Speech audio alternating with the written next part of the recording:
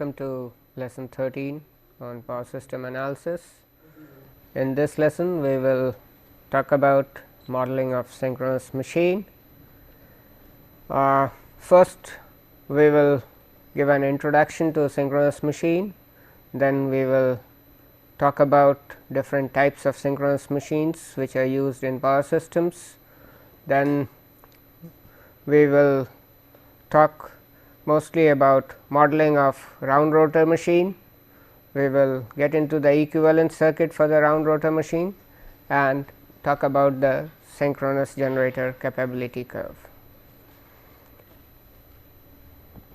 Well, once this lesson is over, you should be able to explain the applications of synchronous machine in a power system, develop the equivalent circuit model of a round rotor synchronous machine, and explain the operating characteristics of a synchronous generator.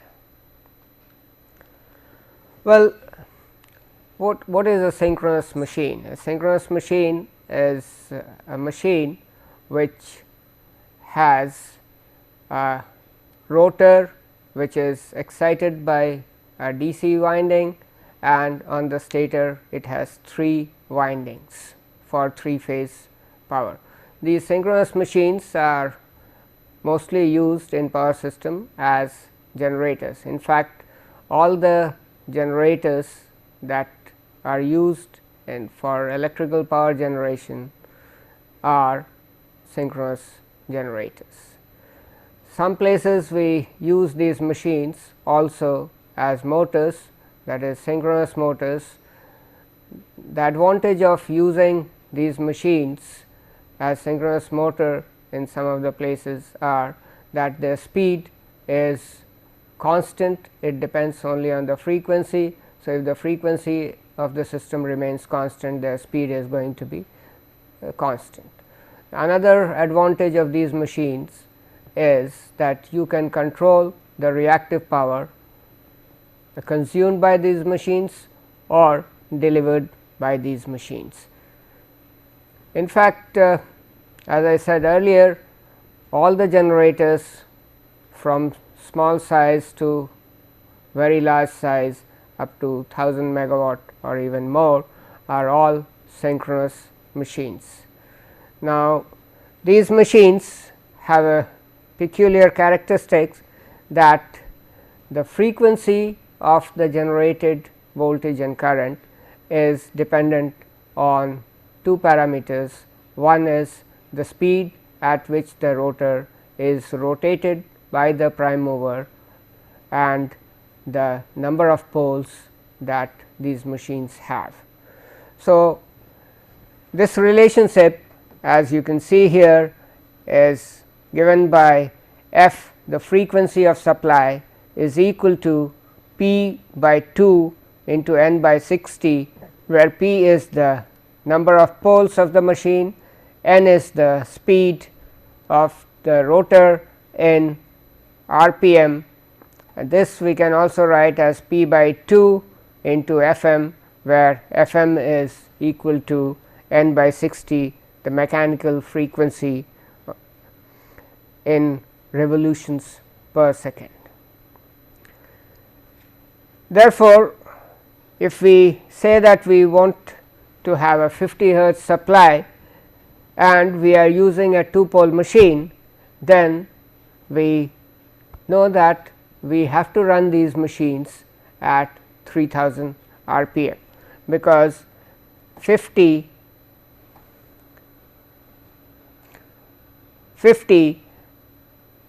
f is 50, p is 2. So, 2 by 2 cancel out. So, 50 is equal to 3000 by 60. So, n has to be 3000. So, if we have 4-pole machine, then we have to run it at 1500 rpm, and so.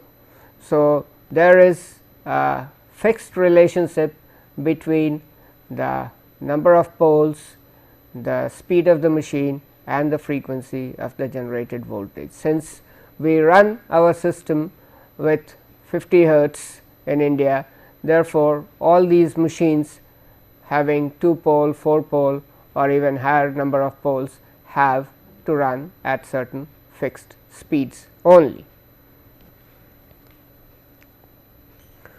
Now, we generally have two types of synchronous machines. One we call as the round rotor machine, where the rotor is built up of a solid cylindrical iron on which we have a winding which is excited or connected to a DC voltage, and this will allow a current to flow in the winding, and thereby it produces a field. Now, this field, as shown here, will produce a north and south pole like this if the current is flowing in this direction, and the axis of the field will be like this. Now, we have this part of the machine which we call the stator. Now, this stator has slots in which we have the coils of the winding placed. Now, coils of the windings are placed. In this case, it is shown that each winding, each phase winding has just one coil, A and A dash, B and B dash, and C and C dash, like this. So, when we rotate this rotor at certain speed, the flux which is produced by this is going to cut these windings after going through this air gap. It will cut these windings, and thereby it will produce or induce voltages in these windings, and thereby you will have voltages across the terminals of the three phase winding. Since these windings are placed in such a way that first if the field is aligned with A winding, then the voltage which is induced in A phase A winding, after rotating this rotor by 120 degree, we will find that the field will be aligned with the B axis of the B winding, and therefore, voltage, the maximum voltage will be induced in B winding, and so on. Therefore, what we find is the voltage in the three phases will be 120 degree out of phase from each other. That is, phase A leads phase B by 120 degree, and similarly phase B will be voltage will be leading the phase C voltage by 120 degree, and so on. And this is how we produce a balanced three phase voltage in synchronous machine. Now, round rotor machines are generally used in turbo generators, which are basically run by means of steam turbines, where you can get high efficiency at high speeds. Therefore, these are high speed machines. Also, here we see these round rotor machines are generally two pole machines, and you need to run these machines at 3000 rpm to get a 50 hertz supply. Therefore, these need to be run at 3000 rpm, which is a good speed for a turbo generator having high efficiency, or a steam turbine which provides high efficiency around that speed. But in many cases, especially where we are using hydro turbines, the speed of the turbine may not be that high, and in those cases we need to use machines which will have to have more number of poles depending on the speed at which the turbine can run. So, for these hydro turbine machines, or machines which are connected to hydro turbine, they have more number of poles, and these machines are called salient pole machines. As you can see here in this figure, this is showing a 4 pole machine with a north pole here, a south pole here, then again a north pole and a south pole. This machine, for producing the voltage and currents at 50 hertz, will have to run at 1500 rpm. Since many machine hydro turbines run at much lower speeds, so depending on that the number of poles are also many more. Now, the difference between the salient pole machines, these machines, because these are called salient pole because these poles are very clearly visible here, and therefore, these machines, salient pole machines, another thing that we find with them is that the magnetic circuit here is not same all around the rotor. That is, we find the air gap here is much lower, whereas the air gap here is much higher. That means, the magnetic circuit is not having a uniform air gap or not having the same kind of reluctance all around. Therefore, these machines are somewhat more complex to analyze. These machines also have the poles of these machines again are provided or excited by means of DC. So, direct current is passed through the windings on these machines, where we can see these crosses are showing the current going into the coils around this point, and at this point they are coming out. So, we see this as the flux lines will be in this side. So, this becomes a south pole, similarly this will become a north pole, and so on. Here again we have the 3-phase winding on the stator, and we see here that we have a coil which is there for each pair of poles. That is, each coil is now here 180 degree apart, but this 180 degree is the electrical degrees, because here what we see is that if we have a winding here like this, then this pole, once it goes through one full revolution, we would have found that the coil cuts flux first by this north pole, then by this south pole, then this north pole and this south pole.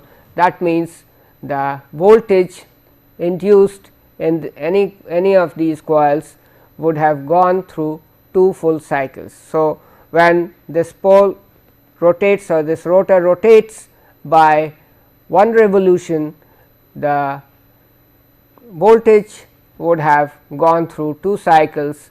That means, 720 degrees, whereas the mechanical rotation of the rotor would have been only 360 degrees, and therefore, we say that the electrical angle and the mechanical angle are not same in these machines.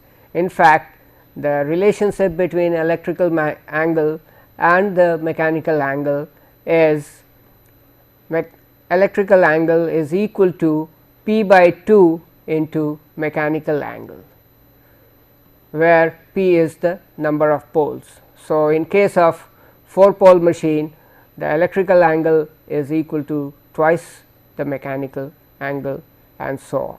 For a 2 pole machine, electrical angle and mechanical angle will be same.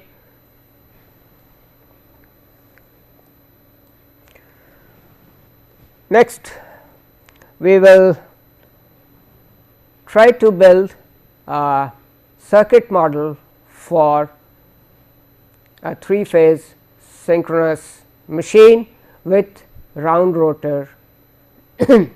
Now, here if we see, what we have is we have 3-phase windings.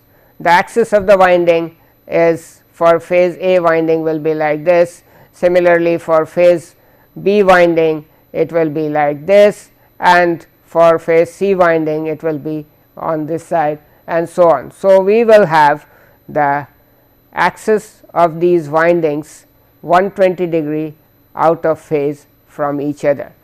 Now, we can, since in general the winding on the stator is distributed winding, that is you have slots all over the stator and the winding is distributed among them. Otherwise, we would be wasting a lot of iron and would not be utilizing that iron by placing windings in all over them. Therefore, most of the windings, in fact all synchronous machines have distributed winding, but they can always be considered as a concentrated coil with axis same as the axis of the winding. So, with that we can consider this synchronous machine as having a rotor with a winding and the stator having 3 phase windings, this phase A winding, phase C winding and phase B winding like this.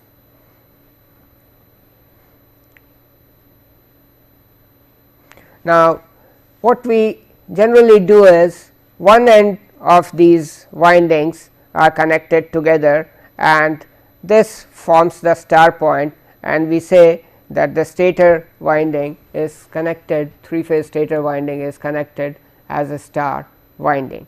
One of the advantage of using star connected stator is that the voltage that you get across the any two terminals is root 3 times the voltage which will come across the phase or one phase of the winding. Therefore, you can have a much higher line voltage for these machines, whereas the insulation required for these windings will be that required for the phase voltage only. This makes the manufacturing of these machines somewhat cheaper, as insulation required is somewhat less. Now, here if we see this diagram, we have this field winding which is rotating. Now, at a particular instant like this, it has an angle theta d, where we are saying d is this, the axis of A is the direct axis, this is the axis of A is the reference axis, and theta d, that is when the axis of the winding rotor winding is coinciding with this, theta d is 0, whereas theta d is the angle of the rotor field winding from the reference or the axis of phase A winding.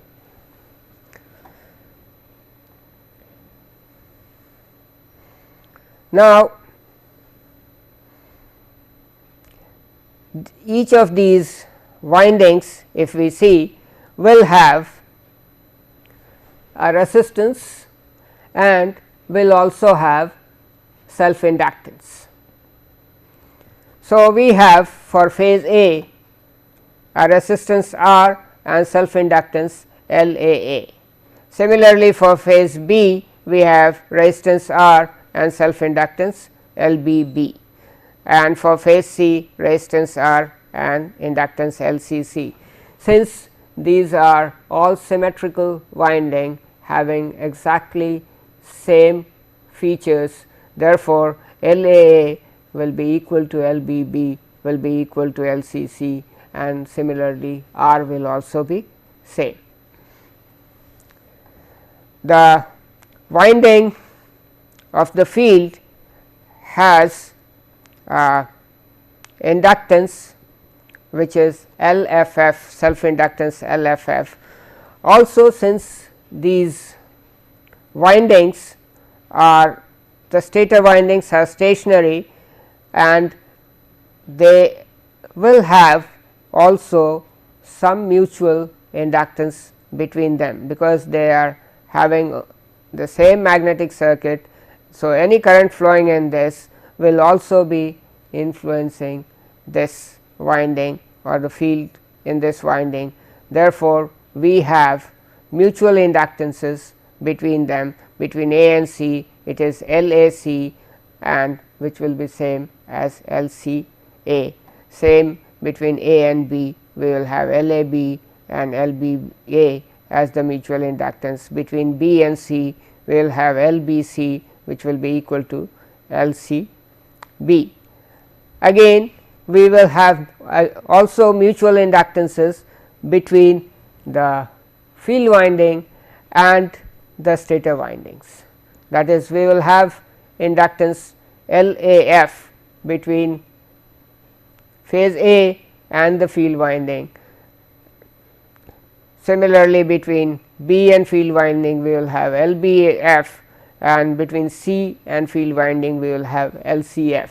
But as we are seeing here, this winding, since it will be rotating, so this mutual inductance between the field and the rotor are not going to remain same all the time. When this field winding axis coincides with the axis of A, we will have the maximum amount of mutual inductance, whereas when it is at 90 degree, there will be hardly any mutual inductance between them. Therefore, the mutual inductance between the rotor field and the stator windings are going to depend on the rotor position, that is on angle theta. So, with this, let us now try to build the circuit model for this synchronous machine. Now, we said LAA is equal to LBB is equal to LCC, that is the self inductance of the 3 phase windings, which we write as equal to LS, the self inductance of the stator winding. Similarly, the mutual inductance between the 3 stator windings LAB is equal to LBC is equal to LCA, because all the 3 stator windings are placed at symmetrically to each other. This we write as minus MS, because these mutual inductances are going to be a negative constant values. So, that is the self inductance and the mutual inductance between the phase windings, these are going to remain constant, because this is a stator circuit and these windings are stationary with respect to each other.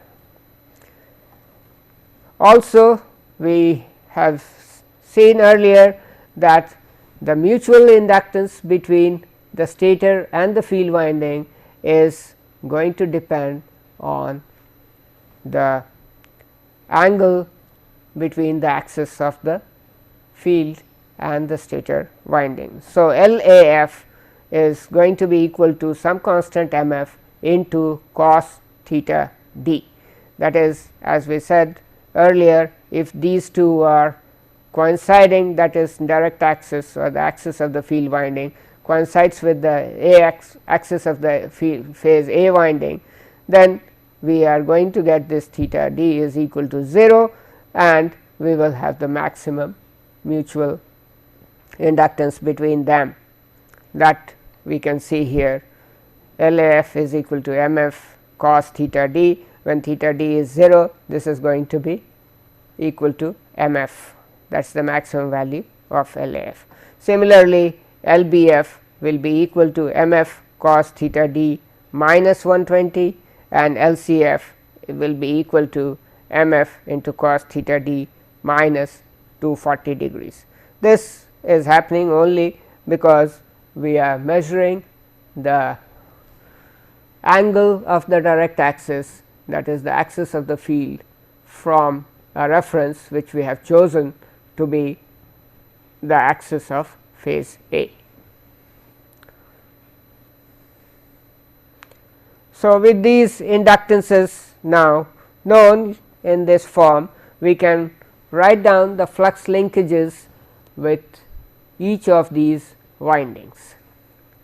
That is, the flux linkage of winding A is going to depend on the current flowing in that winding as well as current flowing in the other stator windings, and it is also going to depend on the current flowing in the field winding.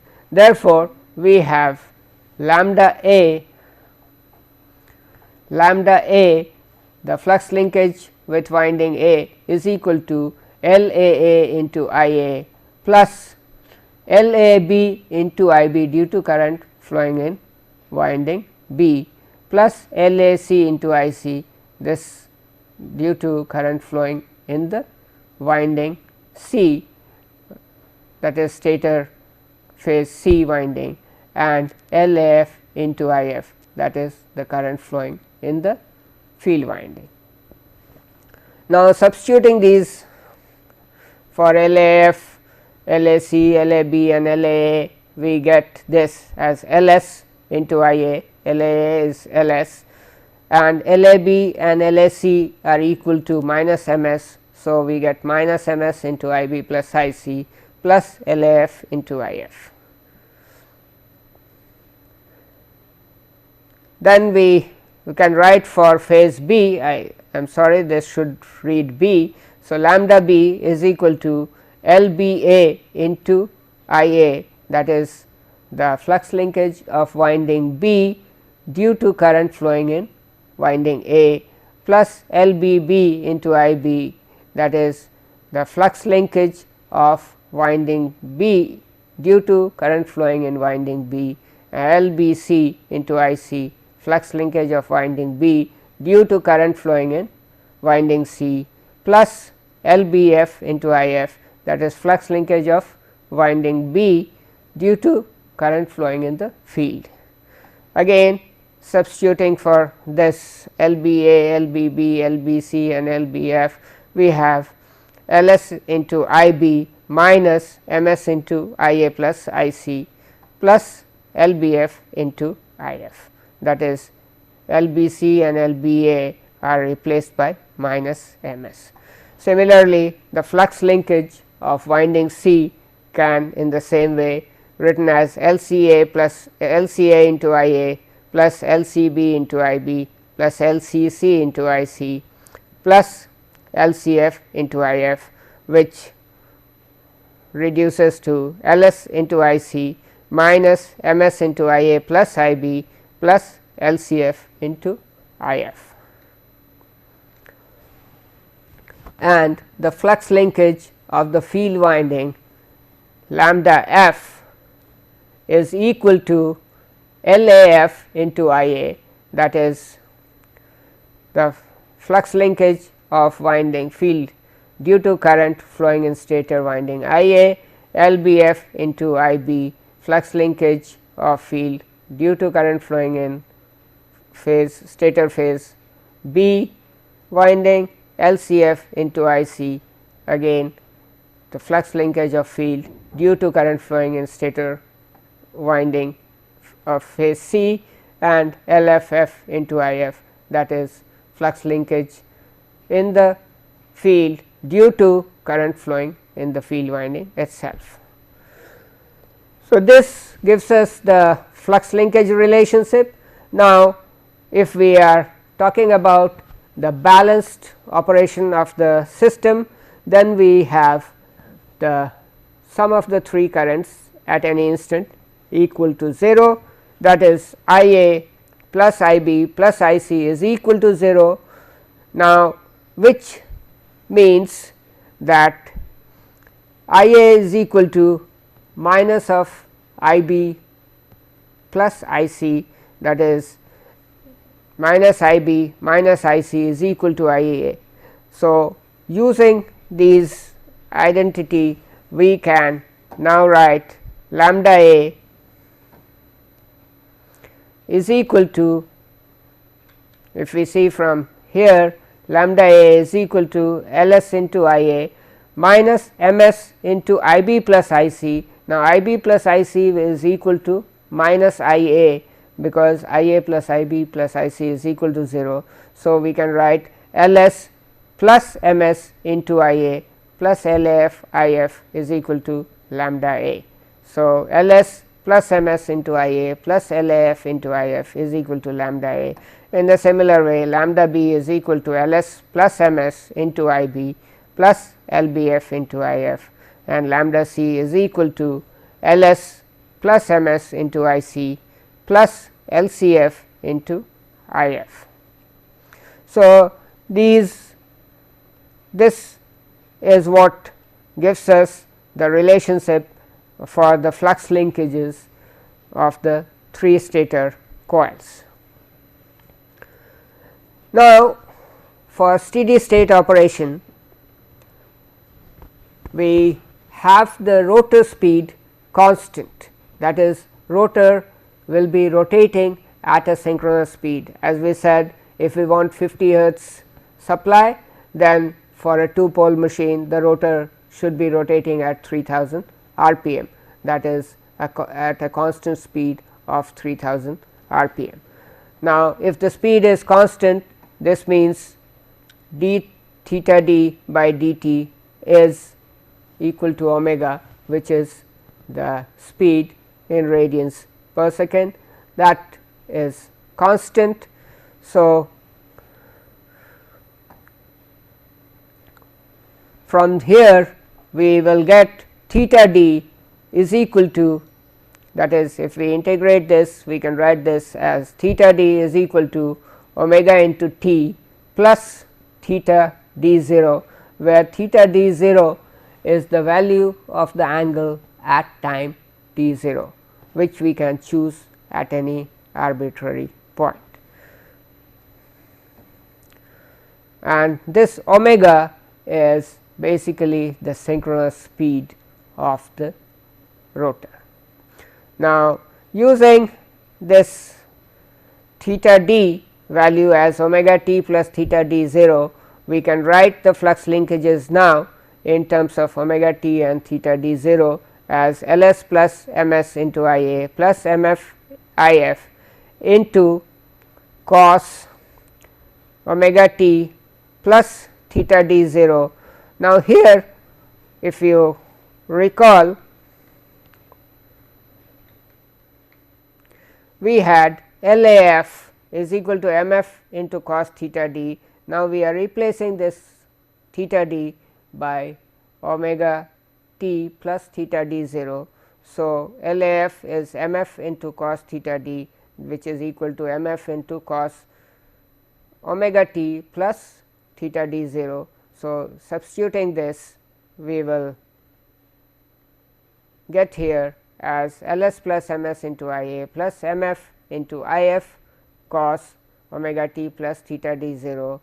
Similarly, lambda b, the flux linkage with stator winding B of stator winding of phase B, is equal to L s plus M s into I b plus M f I f into cos omega t plus theta d 0 minus 120 degree, and for flux linkage with for stator winding C is equal to L s plus M s into I c plus M f I f into cos omega t plus theta d 0 minus 240 degrees.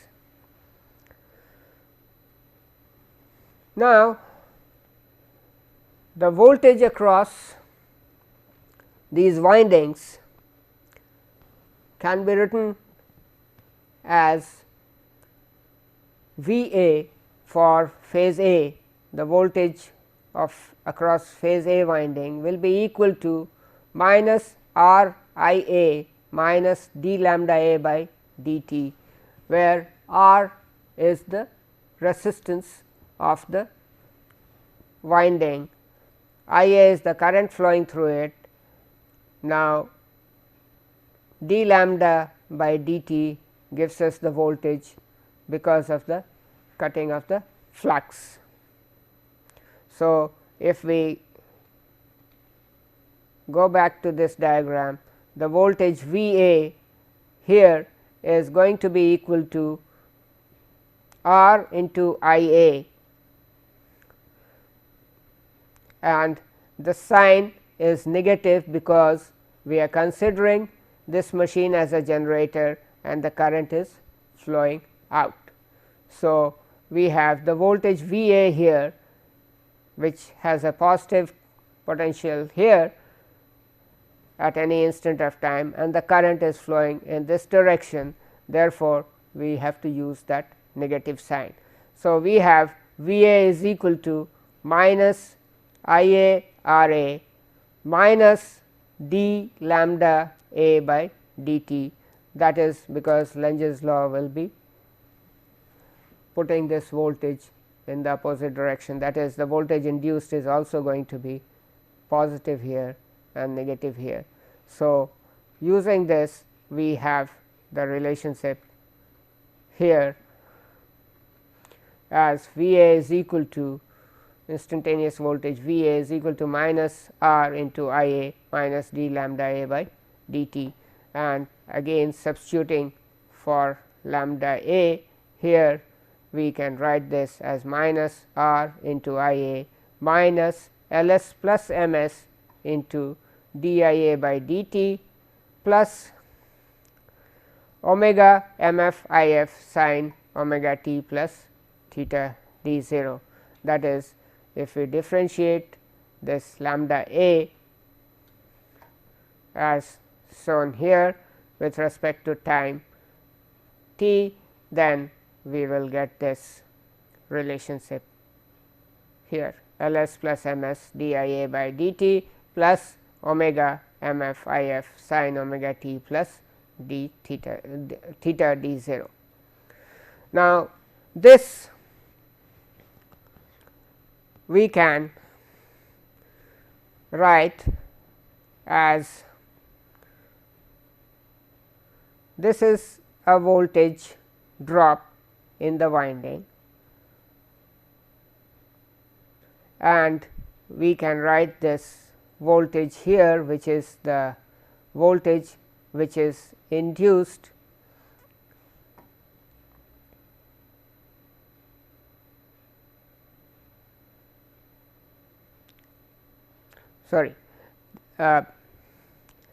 in under steady state conditions, or say when the current is 0, that is when the machine is not loaded, under that condition I A is equal to 0 and d I A by dt will also be equal to 0. In fact, d I A by dt will be 0 under steady state condition. So, when the machine is unloaded or under open circuit condition, then we have these two terms, first two terms minus R I A and minus L s plus M s d I A by dt as 0, and the only term which will be there will be this omega m f I f sin omega t plus theta d 0. This is what we call as the voltage which is coming because of the excitation provided by the field winding and the rotation of the field winding at speed omega.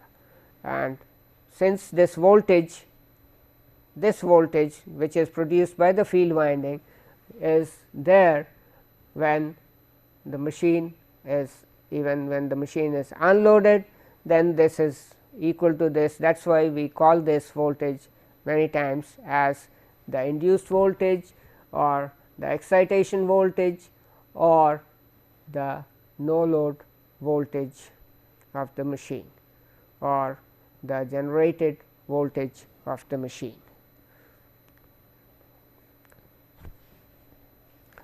And here we have written this as E A dash, that is the generated voltage in phase A is equal to root 2 times E I into sin omega t plus theta d 0, where we are writing this E I is equal to omega m f I f by root 2,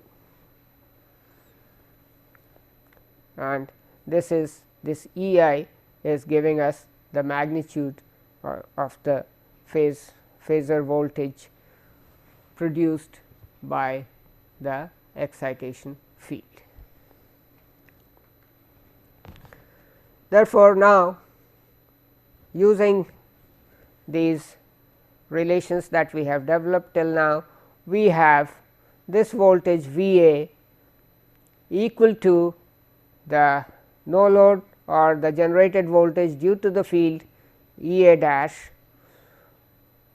minus R into I A, if the current is flowing through this, minus L S plus M S into d I A by d t, that is the voltage drop due to the inductance of the coil. So, L S plus M S into d into I A and this R I A are the providing us the voltage drop, and this E A dash is the generated voltage due to the field or the rotor field, which is rotating at a speed omega. Since all the 3 phase windings are symmetrically placed and have exactly same number of turns and the distribution, therefore, the same thing will be happening to phase B and phase C, except that they will be 120 degree out of phase, that is phase B will be lagging phase A by 120 degree and phase C will be lagging phase B by 120 degree, and so on. Therefore, we can see that the circuit model for the synchronous generator will look something like this, where we have the voltage sources or the generated voltage E A dash in phase A and resistance R and the inductance, the effective inductance L S plus M S here. So, in each of the phase like this. Similarly, phase B will have generated voltage E B dash, resistance R and L S plus M S the effective inductance, and phase C will have similarly E C dash and R its resistance and L S plus M S its inductance, effective inductance. And what we will get is the 3 phase voltages at the terminals A, B and C. And if we connect it to a balanced 3 phase load, then we will have balanced 3 phase currents flowing from the terminals of these machines into the load.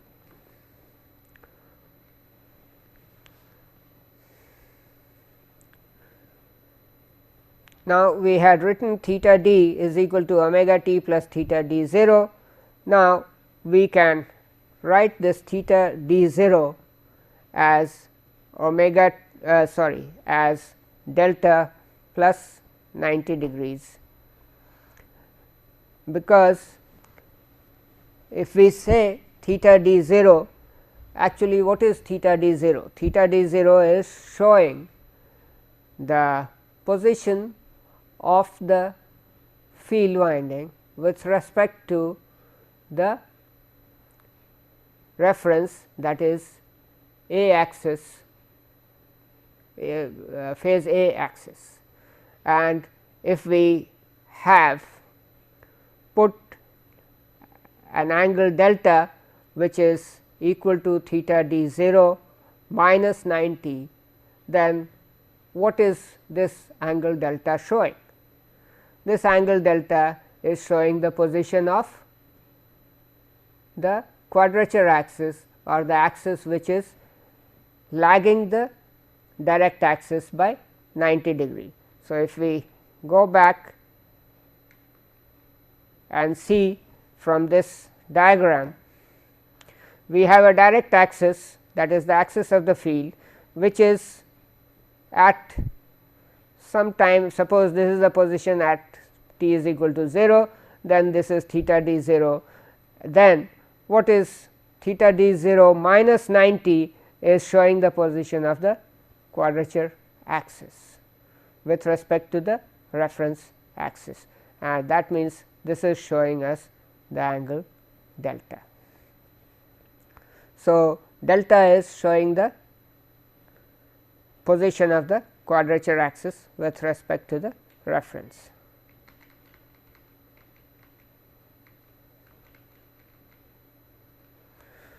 So, if we write in that fashion, then omega t plus theta d 0 is equal to omega t plus delta plus 90 degree, then we can write E a dash is equal to root 2 E I into cos omega t plus delta, and therefore, we can write V a is equal to minus r into I a minus L s plus m s d I a by d t plus root 2 E I cos omega t plus delta. So, instead of writing this relationship as omega t plus theta d 0, we are writing it in terms of delta, that is the with respect to the position of the quadrature axis. So, here we can write this in this form, that is V a is equal to minus r I a minus L s plus m s d I a by d t plus root 2 E I cos omega t plus delta. Actually, this is the generated voltage E a dash. Now, if we have a current which is lagging this generated voltage E a dash by an angle theta a, then the current can be written as root 2 I a cos omega t plus delta minus theta a, and similarly I b and I c will be similarly displaced by 120 degree from phase A current. So, I b will be root 2 I a cos omega t plus delta minus theta a minus 120 degree, and I c will be root 2 I a cos omega t plus delta minus theta a minus 240 degree.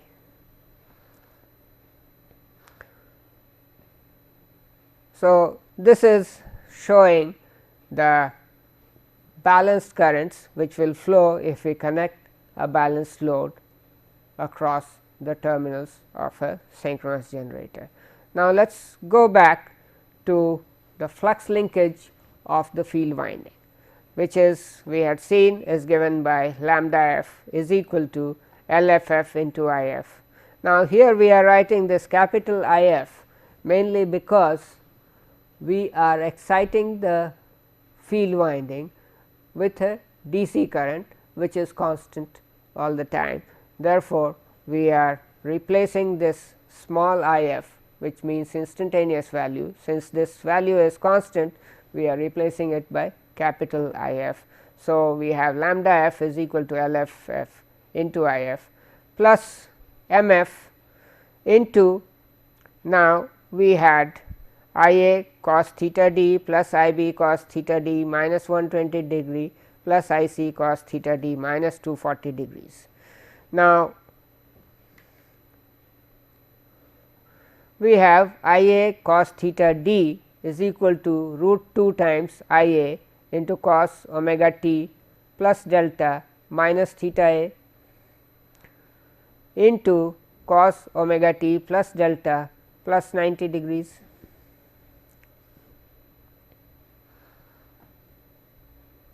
If we write this I a, I b, I c in this form, then writing for I a and writing for cos theta d, we can get these relations as for I a we are writing this root 2 I a cos omega t plus delta minus theta a, and for theta d we are cos theta d we are writing as omega t plus delta plus 90 degrees, and similarly this we can write as I a cos theta d is equal to I a by root 2 into minus sin theta a minus sin 2 omega t plus delta minus theta a, that is cos a cos b. If we use this relationship trigonometric identity, then we can write this in this form as sin theta a, this is omega t plus delta as a and theta. So, I am sorry we should from here we can write this as I a cos theta d is equal to I a by root 2 into minus sin theta a minus sin 2 into omega t plus delta minus theta a, which is showing us second harmonic current or the current at double the frequency, that is 2 omega t is coming. So, we can write this again for I a cos theta d minus 120 degree, again can be written similarly in this fashion as I a by root 2 minus sin theta a minus sin twice omega t plus delta minus theta a minus 120 degree.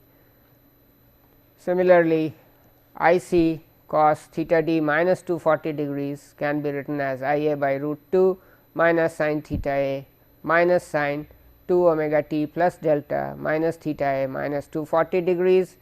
Now, if we sum these three, then we will find that this is equal to 3 times I a by root 2 into sin theta a, because the sum of all these 3 second harmonic terms, if we see this term here sin twice omega t plus delta minus theta a, sin twice omega t plus delta minus theta a minus 120 degrees, and this sin twice omega t plus delta minus theta a minus 240 degrees. If we sum them up, we find that their sum is going to be 0, because they are 3 balanced terms displaced having equal value and displaced by 120 degree from each other.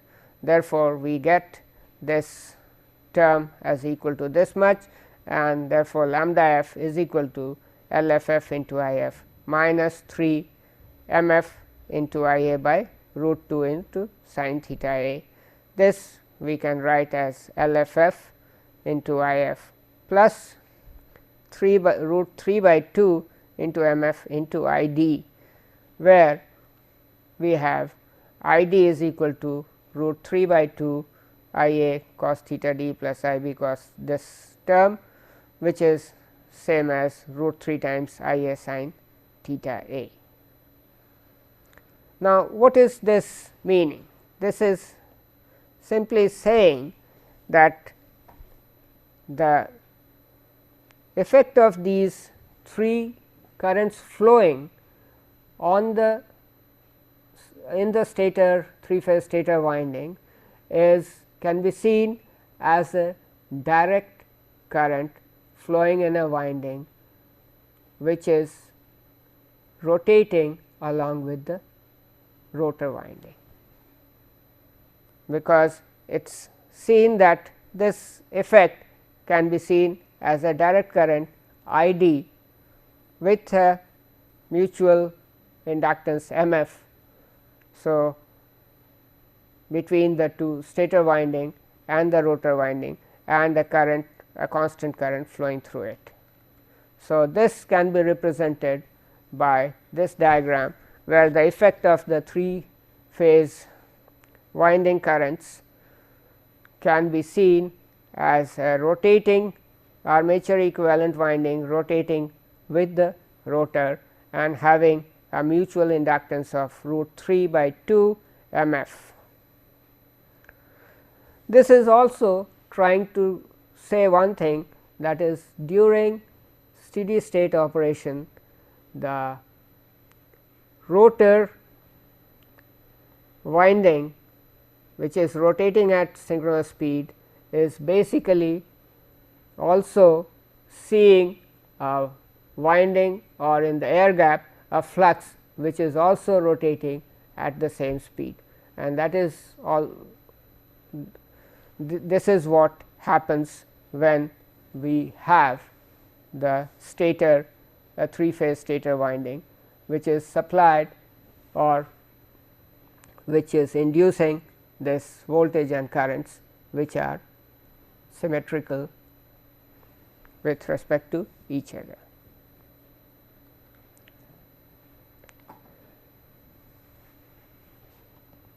Now, we will talk about synchronous reactance and the equivalent circuits. We have V A, we can write the instantaneous voltage V A as equal to root 2 V A, capital V A cos omega t, E A dash the induced voltage or the generated voltage as root 2 E I cos omega t plus delta, and the current I A is equal to root 2 I A cos omega t plus theta.